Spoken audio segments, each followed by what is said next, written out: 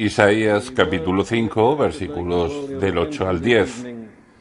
Hay de los que juntan casa a casa y añaden heredad a heredad, hasta ocuparlo todo. ¿Habitaréis vosotros solos en medio de la tierra? Ha llegado a mis oídos de parte de Jehová de los ejércitos, que las muchas casas han de quedar asoladas, sin morador las grandes y hermosas, y 10 iguadas de viña producirán un bato, y un homer de semilla producirá un efa. Hemos visto que en el capítulo 5 Isaías transmitió un mensaje a sus contemporáneos, los hijos de Israel, en forma de cuadro o poema. Comienza por plantear toda la situación y luego pasa a tratarla en detalle y a ejemplificar lo que ya ha dicho de forma general. Su idea principal es que Israel es un patrón o ejemplo que Dios presenta ante toda la raza humana a fin de transmitir su gran mensaje de que los hombres y las mujeres, en su rebelión contra Dios, desconocen su propia naturaleza verdadera. Son irracionales y perversos, y definitivamente carecen de excusas. La única esperanza que tienen es comprenderlo antes de que sea demasiado tarde y arrepentirse y volverse a Dios para que su ira no caiga sobre ellos. Ya se ha ofrecido, en pocas palabras, un cuadro general, por así decirlo. Pero tras haber hecho eso, el profeta pasa a ofrecernos ejemplos específicos. Ahora bien, alguien podría preguntar, justificadamente, ¿son necesarios esos ejemplos concretos? ¿Hace falta que nos molestemos en pensar en ellos? ¿Por qué los expresó el profeta en términos de 6 ayes? ¿Por qué no se conformó con entregar únicamente su mensaje general? Hay muchos defensores de esa idea. Es la misma objeción que se plantea contra un evangelio personal. Hay muchas personas que no tienen objeción alguna contra el Evangelio, siempre y cuando se quede en el terreno de las ideas generales. Pero cuando se vuelve personal, cuando se aplica, cuando empieza a presionarles y a llamarles a hacer algo, en ese momento le ponen objeciones y les disgusta. Pero las personas que plantean este tipo de objeciones debieran saber que están objetando el método bíblico. La Biblia nunca se queda en generalidades, siempre entra en detalles, y lo hace para que veamos la verdad directamente y para producir en nosotros una convicción genuina. Podría dar muchos ejemplos de ello. Por ejemplo, recuerdo haber escuchado una vez a un elocuente estadista que pronunció un discurso sobre lo sagrado de los compromisos internacionales. Y el tema era la importancia de un vínculo o de una palabra dada solemnemente. Ese era un gran principio. Por aquel entonces, Gran Bretaña estaba luchando en la Primera Guerra Mundial, luchando por ese principio. Sin embargo, mientras aquel hombre hablaba tan elocuentemente sobre este principio general, no estaba siendo leal a sus propios votos matrimoniales. Verás, está muy bien exaltarse ante lo sagrado de los compromisos internacionales y hablar de ideas generales. Pero la pregunta que importa es, ¿de verdad crees en lo sagrado de los compromisos? Y la manera de descubrirlo no es hablando de principios e ideas generales, sino examinando tu propia vida. Es fácil sentarse y decir, sí, ese es un principio excelente. Pero, ¿estás verdaderamente de acuerdo? ¿De verdad estás respetando los compromisos? En ese caso, el compromiso matrimonial, en tu propia vida y conducta. Esa es una de las razones para pasar siempre de lo general a lo particular. Nos hace ver las cosas. Debemos examinarnos a nosotros mismos y lo particular nos empujará a hacerlo. En segundo lugar, después de todo, los detalles específicos no son sino ejemplos de lo general. Pertenecen a lo general por lo que constituyen una buena forma de ejemplificarlo. Más aún, a veces no vemos un principio hasta que se nos ofrece un ejemplo. Ajá, decimos, ahora lo capto. No podía entenderlo del todo como principio, pero ahora, al plantearme un caso concreto como ese, veo exactamente a qué te refieres. Pero estas concreciones tienen un tercer aspecto valioso, algo que me interesa especialmente al tratar este primer ejemplo, y es el siguiente.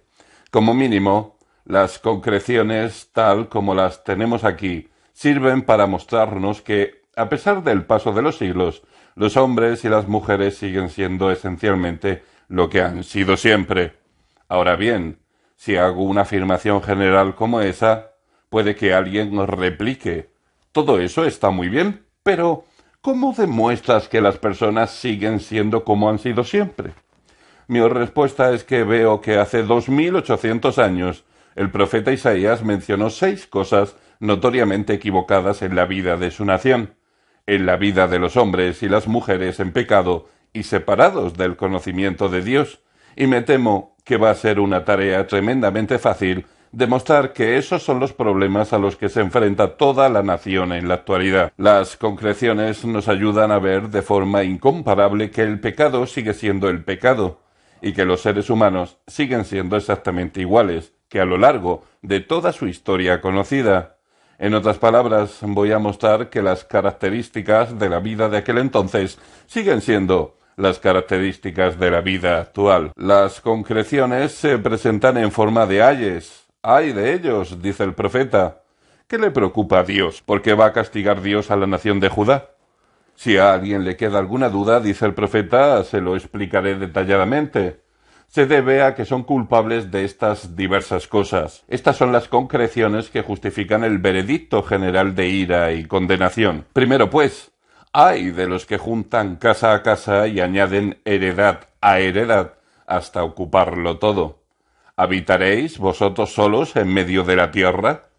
Ha llegado a mis oídos de parte de Jehová de los ejércitos que las muchas casas han de quedar asoladas, sin morador las grandes y hermosas, y 10 yugadas de viña producirán un bato. Vuestras 10 yugadas producirán apenas una pizca, y un homer de semilla, en lugar de una cosecha abundante, producirá un efa. ¿Qué castiga aquí el profeta?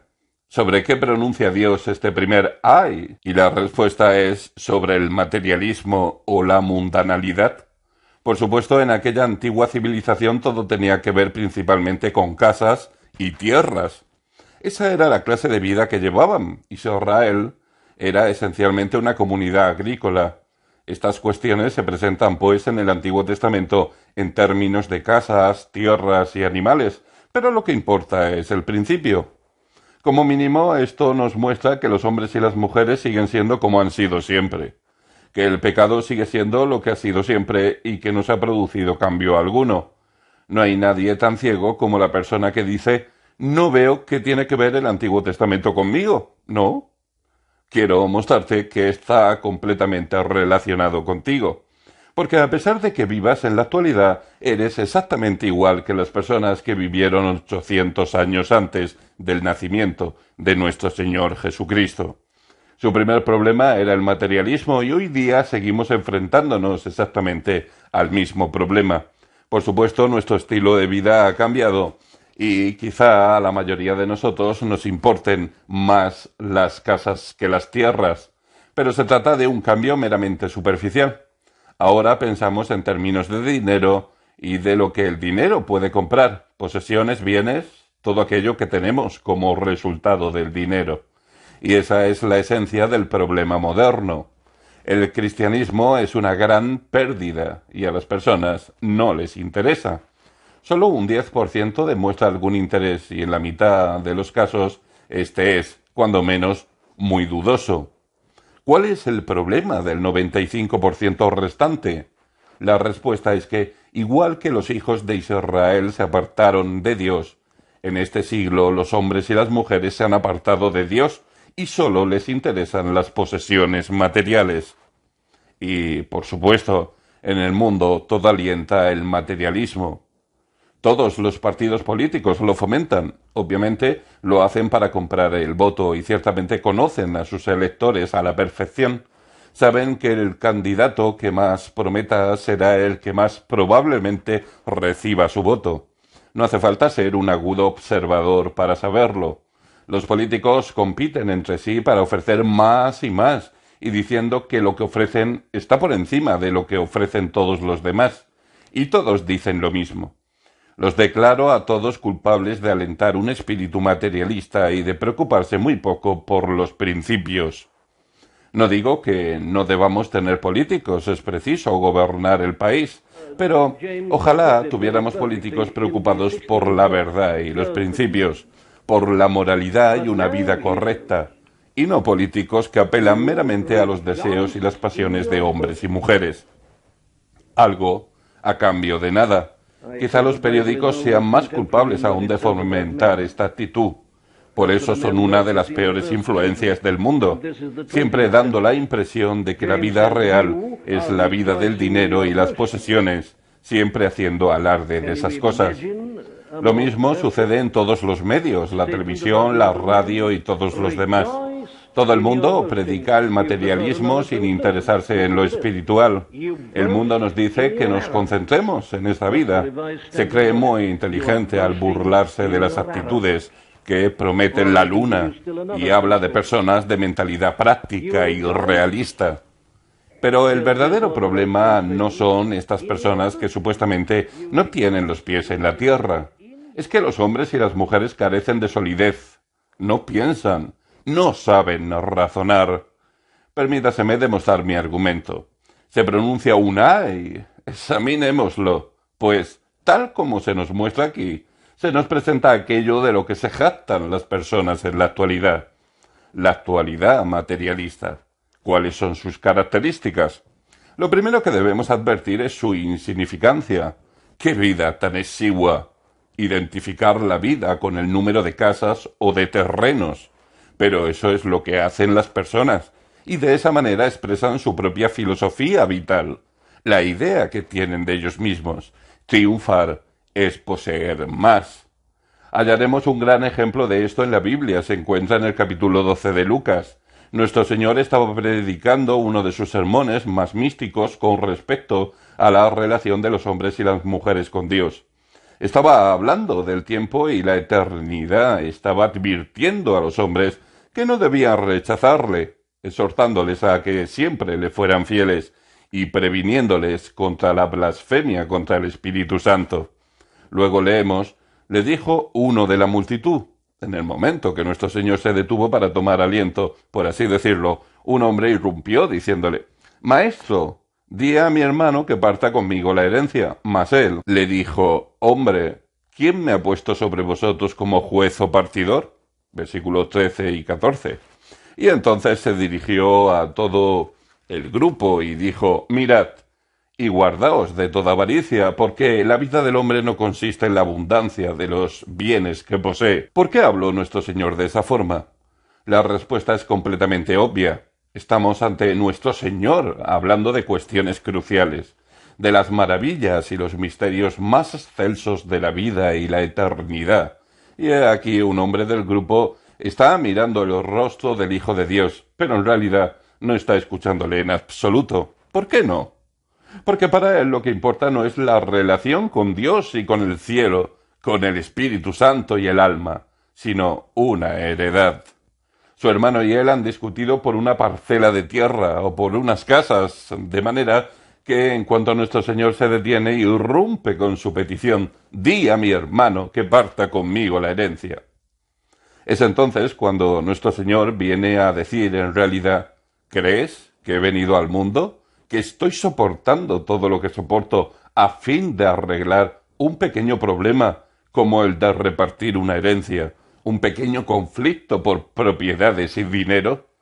Hombre, ¿crees que he venido de los atrios celestiales para eso? Pero esa es la idea de la vida que tienen muchas personas. ¿Qué define a una persona? Bueno, el tamaño de la casa, la cantidad de dinero que tiene en el banco, sus bienes y adquisiciones. Hoy día los consideramos símbolos de un estatus, ¿no es así? Eso es lo que se supone que magnifica a alguien.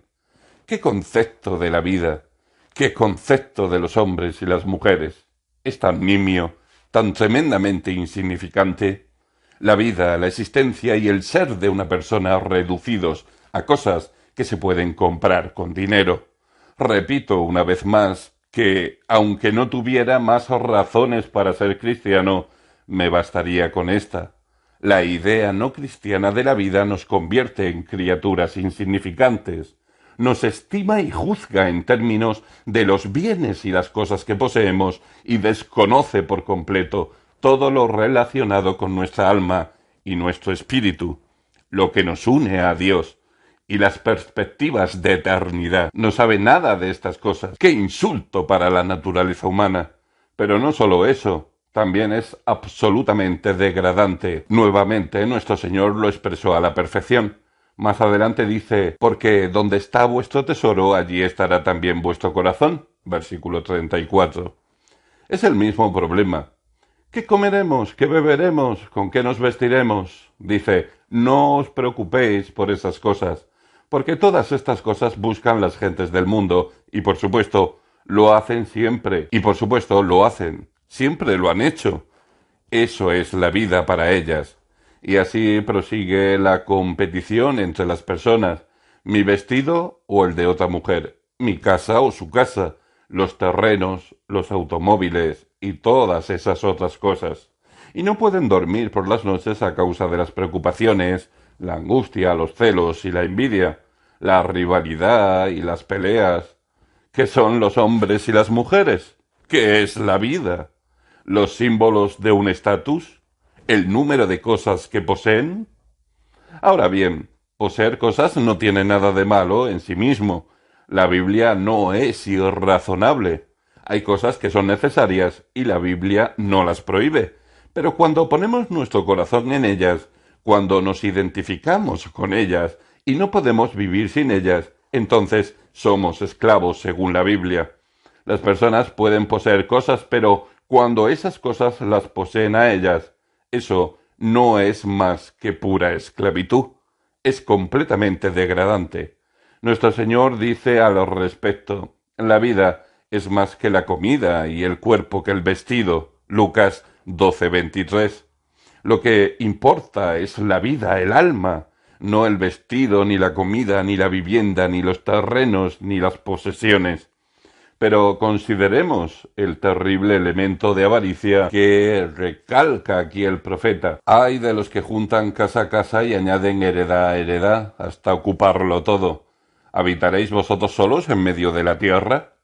Por supuesto, eso no es más que codicia, nada más que codicia. Y una vez que caes en ella jamás llega a estar satisfecho. Eso es la codicia, un deseo desordenado. Desear está bien, pero cuando ese deseo se vuelve desordenado, es una equivocación absoluta. Significa que te controla y te gobierna, y nunca llegas a tener lo suficiente. La codicia caracterizaba al pueblo en tiempos de Isaías, y el mundo moderno está lleno de ella. Pero debo recalcar un aspecto en particular, y es su egoísmo. Ay de los que juntan casa a casa, y añaden heredad a heredad hasta ocuparlo todo. Y adviértase lo que dice, ¿habitaréis vosotros solos en medio de la tierra? ¿Sin nadie más? He comprado todas las casas, o al menos las poseo de algún modo, y poseo todos los terrenos. Estoy solo en medio de todo ello y poseo tanto que no puedo ver a nadie a mi alrededor, y espero estar por fin satisfecho. Lo completamente egoísta que es eso. No cuenta nadie más que yo. Yo solo. Lee de nuevo la historia de la viña de Nabot, en Primera de Reyes 21. El rey Acab tenía un gran número de viñas y aquí tenemos a un pobre hombre que solo poseía una. Se llamaba Nabot. Su viña era una herencia, no era un gran terrateniente. Simplemente tenía la viña donde habían trabajado sus padres, sus abuelos y todos sus antepasados. El rey la quería porque estaba cerca de su palacio y quería convertirla en un huerto de legumbres. Sin embargo, Nabot, de manera completamente legítima, no estaba dispuesto a venderla ni a aceptar ninguna otra cosa a cambio, puesto que Dios había dado esa tierra a su familia como heredad y participación en la tierra prometida. Venderla habría supuesto desobedecer el mandato expreso de Dios y traicionar su fe en Dios. Levítico 25:23. Como quiera que sea, el rey era incapaz de conciliar el sueño, era incapaz de tragar bocado, se sentía desgraciado y volvía su rostro contra la pared, como hacen los niños. Y entonces llegó su mujer, aquella astuta mujer llamada Jezabel, y le dijo, no hay problema, compórtate como un hombre. ¿Acaso no eres tú quien gobierna? pronto te la conseguiré. Entonces hizo que asesinaran a Nabot, aquel pobre inocente, y pensaron que todo había salido a la perfección. Nabot ha muerto, levántate y toma su viña. Y Acab fue a la viña. Pero al leer esa historia escucha el veredicto que pronunció Dios. El juicio de Dios se cumplió literalmente con el terrible final del rey Acab y el final más terrible aún de Jezabel, aquella mujer insidiosa y perversa. Esa es la historia, pero consideremos el egoísmo que hay en medio, la incapacidad de Acab para tener en consideración a alguien que no fuera él mismo. ¿Quién es Nabot? ¿Qué importan sus sentimientos personales? ¿Qué importa el orgullo de su familia? No importa nada más que el orgullo de mi familia, mi grandeza. ¿Qué derecho tiene Nabot a negarse? La tomaré. Y ese es el gran problema del mundo. Ese fue exactamente el problema de Hitler, por ejemplo. Él lo denominó Lebensraum. El gran pueblo alemán debía tener más espacio para expandirse y Hitler no se habría contentado con nada que no fuera el mundo entero. Todos los supuestos conquistadores del mundo son guiados por ese mismo espíritu. No piensan en nadie más, quieren estar solos. No solo es cierto que tiramos como esos, también lo es del individuo. ¿No es esa una de las principales causas de los conflictos empresariales? ¿Se pueden justificar siempre? Había una época en que estaban más que justificados, cuando a las personas no se les daba un salario justo. Yo viví en ese periodo, en los años 30. Comencé mi ministerio inmediatamente después de la huelga general y los 6 meses de huelga del carbón en el año 1926 y vi a hombres y mujeres al borde de la inanición. Era una vergüenza. Pero las cosas ya no son así. Ahora hay personas que tienen un buen salario y se declaran en huelga. ¿Por qué? Una vez más, es un problema de estatus. Aunque se les pague bien, hay otros a quienes se les paga más. ¿Y por qué a ellos no? Y así se puede poner en peligro todo el futuro industrial de una nación. ¿Qué importancia tiene la nación? Yo soy quien importa. Y ese es el principio y el espíritu que encontramos no solo entre las clases obreras, sino también entre los empresarios. Sucede en ambos sectores. Todos se preocupan únicamente de sí mismos. Por naturaleza, todos defendemos nuestros intereses personales, y eso no es más que una manifestación de puro egoísmo. ¿Qué importan los sentimientos de los demás? ¿Qué importan los sentimientos de la esposa y los hijos de un hombre si uno quiere satisfacer su codicia? ¿O qué importan los sentimientos del marido y los hijos de una mujer si ésta quiere satisfacer la suya? De ahí las dificultades y los problemas de la vida de hoy. El espíritu egoísta que vemos es una expresión de este enfoque materialista e impío de la vida. Pero permítaseme pasar a algo de mayor importancia. Hemos considerado el análisis del problema que hace el profeta, pero ¿cuál es la verdadera causa que lleva a esto? Y la respuesta es muy sencilla. Ha llegado a mis oídos, proclama el profeta, de parte de Jehová de los ejércitos, versículo 9. El profeta ve lo equivocado de todo ello, pero ¿cómo se da cuenta de que es una equivocación? Dios se lo ha susurrado al oído. Dios ha hablado y el profeta ha oído. Cree en ello, considera que es correcto, de modo que transmite el mensaje. Pero el problema de la otra persona es que olvida a Dios. Dios no ocupa todos sus pensamientos. Ese es, en esencia, el problema de la mujer y del hombre modernos, y la raíz de todos sus dilemas y de su infelicidad. Han olvidado a Dios. Esa es su equivocación. Hay muchas personas que piensan que están poniendo en práctica los principios cristianos, pero eso no les servirá de nada si han olvidado a Dios. Pues adoptar el Sermón del Monte como una especie de filosofía y decir debemos intentar persuadir a ambos sectores de la industria para que lo apliquen, no sirve de nada. Si las personas no recuerdan a Dios, tales principios carecen de valor alguno. Los hombres y las mujeres se consideran a sí mismos como una especie de seres autónomos. Piensan que son el centro de la vida, pero en el instante en que le dan la espalda a Dios, hacen dioses de sí mismos. Ellos son el centro de la vida. Ellos son el centro del universo. Ellos son los que determinan su propio destino. Ellos son los que se gobiernan a sí mismos. Y ellos deciden lo que está bien y lo que está mal. Y eso es lo que sucede en el mundo hoy día. Ahora bien, ese fue el pecado original del hombre. Como hemos visto, Dios le situó en el mundo, en el paraíso. Pero llegó el diablo y dijo, ¿con qué Dios os ha dicho? Sí, dijo el hombre, ¿qué derecho tiene a decirlo? Le daremos la espalda, seremos nosotros quienes decidamos. Y así se introdujeron todos los problemas en la vida del género humano. El pecado original fue olvidar a Dios. Adán y Eva le dieron la espalda. De ahí todos los problemas. Ha llegado a mis oídos de parte de Jehová de los ejércitos. Y este es el mensaje al mundo de la Biblia y de Dios. Dios sigue por encima de todo. El mundo es suyo. Sigue en sus manos, y nuestros tiempos están completamente en sus manos. Estos hijos de Israel del libro de Isaías le habían dado la espalda y habían vivido como si Dios no existiera. Pero a Dios no le supone diferencia alguna. Dios existe y Dios permanece. Está por encima de todo. El mundo sigue siendo suyo y lo supervisa todo, y nos habla. Y lo que nos dice es que, dado que el mundo es suyo, lo más importante es saber algo de él, porque no nos conoceremos jamás hasta saber algo de Dios. Solo nos conocemos a nosotros mismos al comprender que hemos sido creados por Dios a imagen suya. Más aún, Dios ha revelado su carácter. Es santo, justo y recto. Es un Dios de justicia y ecuanimidad.